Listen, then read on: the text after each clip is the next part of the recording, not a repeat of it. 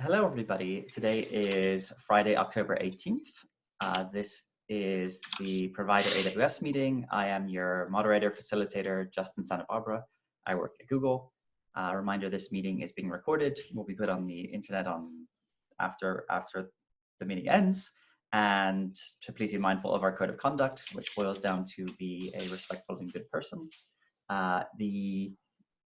We do have, I think, one or two items on the agenda which Nick is adding as we speak. But please do feel free, if you have other items, to add them to the agenda, and do put your name on the list if you would like to. It is super helpful for anyone watching the video afterwards.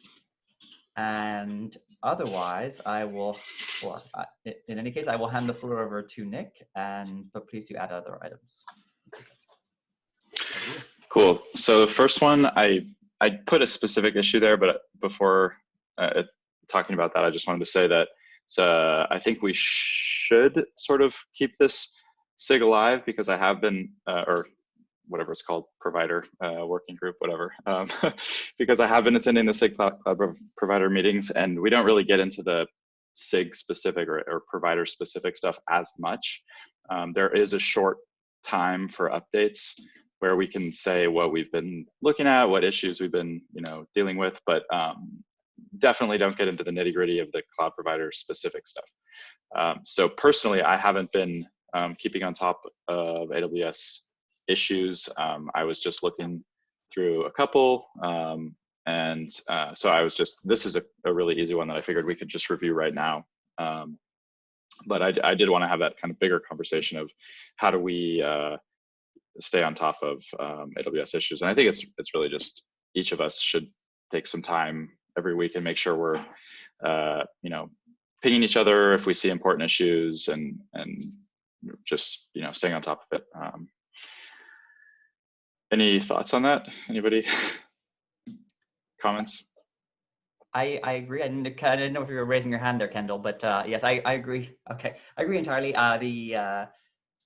I think what we decided is that we will do what other SIGs do, where they effectively, if nothing's on the agenda, they'll put out a call for last call for agenda items, and if nothing goes on, then they do cancel the meeting, with 24 hours or 48 hours notice, so something like that. I was remiss and didn't do it this week because we did that last week. I think it's a good thing, because there are some things that we should discuss. But yeah, so if we do that, and then I think out of that will naturally fall a more natural cadence. And so it might be that we discover that every 4 weeks is actually a natural cadence that works well. But we can at least for the next couple of meetings, or whatever appropriate time period is, we can use that discovery mechanism to figure out what that right cadence might be. Cool. Yeah, we should probably get through KubeCon, and then maybe early next year we can figure out what the cadence should be. Maybe. I believe it's almost 2020. Yeah. That's a scary thought. Yep.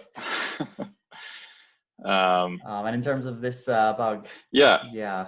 So I don't know if you got a chance to look at it yet, but it basically boils down to selecting only the first port for HTTPS health checks. And that's not necessarily the correct one. And so this person's solution is to just iterate through them. Which seems reasonable. Yeah. I will take a look when I'm not under pressure. Yeah, exactly. You have 5 seconds. Exactly. Just because getting it wrong is bad. So yes, this looks correct, and it looks reasonable. I think. Just looking, I'm not sure whether it looks like. Oh, because we always use SSL. I was just noticing HTTPS and SSL were sort of either one is acceptable for either one. So I don't know whether that's okay in general. Anyway, we can think about that more. Okay. But yeah, thank you for bringing that up. And yes, and if there are other issues, then yes, definitely we should figure out a way to better triage them. I feel in general, triage of issues and pull requests in the Kubernetes repo is very, very challenging. Yes, I totally agree. It's really easy to. It's kind of either you're getting that you have a good email filter and you're getting them through there, or you're going and looking every few days or something like that, checking notifications and you're on the sig-aws MISC, whatever. But yeah, I think I would like it if we came up with some sort of process, but I don't think we have to do that right now. Agreed. And you also said you had another agenda item about the out of tree AWS cloud provider. Yeah, this is just so like last week or something, we merged a PR of mine, which is just to go back to importing the legacy cloud provider. So I think sort of off the top of my head and what people have been sort of the overall cloud provider SIG has been talking about in terms of timeline, it seems like it's kind of like a, at least for the mechanisms in Kubernetes to allow for migrations to external cloud providers. It's alpha 117, beta 118, GA 119, and then ripping the code out in like 121 or something like that. So it's just something to kind of keep in mind. I think we, like us at AWS, are definitely going to start pushing that forward. So at some point, we will need to come up with a time where we migrate code out of the legacy cloud provider into the other one. And to be clear, it used to be that the Kubernetes cloud provider AWS external out of tree project had copied the code, and now it simply I reversed that. renders the code. Okay, that's great, because now now when we go to make that change, we know that the code was the same. I mean, rendering is like the same. So we only have to change one thing at a time. Yes, exactly. Change where those controllers run. We don't like that. Makes a ton of sense. Thank you. Cool. Yeah, that's great. That makes life easier. And I guess we should figure out, like, as I understand it, like the big stakeholders would be like getting kubeadm going, getting kops going, getting EKS going. I think that will be, those are the big things. Yeah. And then, but yeah, test coverage. Yeah, test coverage is the big, I think, next step. I think that's, we can make up for a lack of test coverage on the in-tree provider with the out-of-tree provider, since right now it's the same code. That's great. But yeah, I think this makes sense. And do we know if GCE is planning? Do you know? Is it public if and when GCE? I can presumably I can track it down, but like, do we know GCE's plan for moving?